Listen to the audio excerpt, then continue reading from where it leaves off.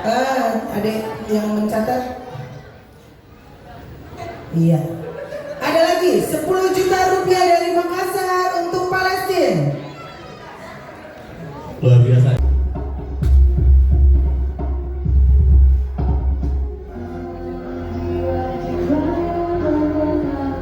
Suasana dan siang seakan berlalu.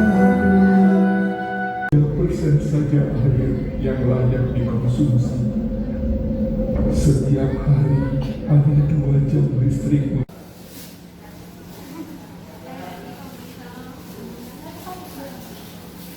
Yang berkenan